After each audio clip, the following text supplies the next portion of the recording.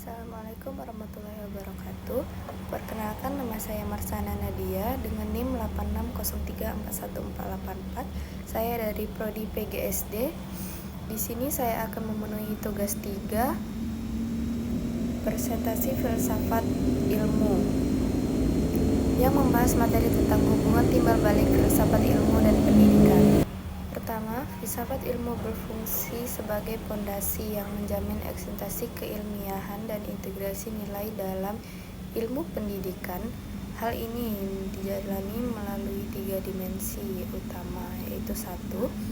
Dimensi ontologi, menjawab pertanyaan mendasar apa hakikat pendidikan dan objek kajiannya.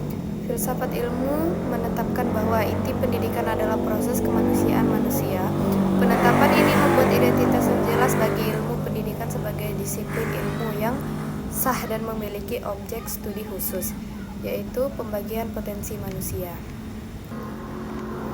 Kedua, epistemologi, menjawab bagaimana pengetahuan pendidikan diperoleh, disusun, dan diuji kebenarannya.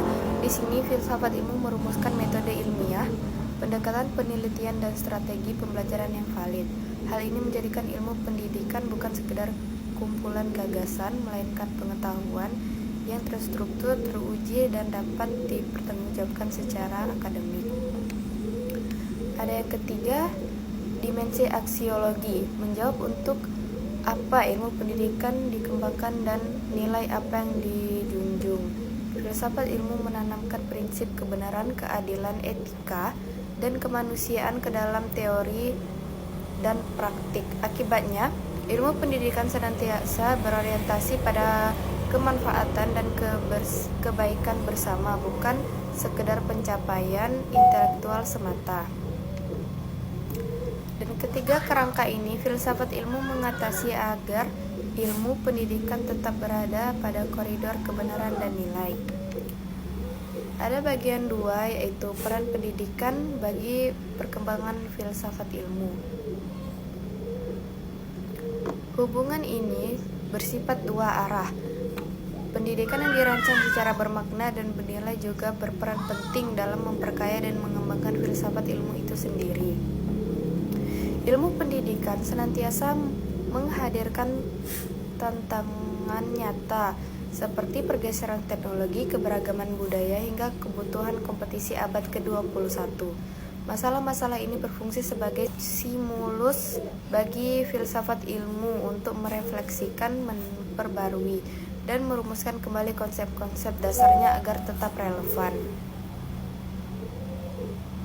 Selain itu, keberhasilan pelaksanaan pendidikan menjadi bukti empiris yang menguji kebenaran prinsip-prinsip filsafatnya, dan sebaliknya, hambatan yang ditemui dalam praktik menjadi bahan evaluasi untuk menyempurnakan kerangka pemikiran tersebut. Dengan kata lain, pendidikan menjadi laboratorium kehidupan nyata bagi perkembangan filsafat ilmu. Dan ada bagian 3, yaitu filsafat ilmu sebagai pisau analisis pendidikan. Alasan utama mengapa ilmu disebut sebagai pisau analisis pendidikan adalah kemampuannya membedah persoalan pendidikan hingga ke akar fundamentalnya. Melalui ketiga dimensi yang telah disebutkan sebelumnya, saat kita merancang visi pendidikan nasional, kita menerapkan ontologi, yaitu menentukan tujuan akhir pendidikan. Dan ada bagian 4, penerapan konkret dalam praktik pendidikan. Penerapan prinsip ini sangat terlihat dalam kebijakan kurikulum merdeka yang kini diterapkan secara nasional. 1. Dalam kebijakan berlandaskan pandangan ontologi tentang keberagaman potensi manusia, pemerintah menetapkan kebijakan pendidikan yang fleksibel dan berpusat pada peserta didik. 2. Dalam kurikulum, prinsip epistemologi diterapkan melalui pembelajaran berbasis proyek dan eksplorasi, di mana pengetahuan dibangun secara aktif oleh mahasiswa melalui pengalaman nyata.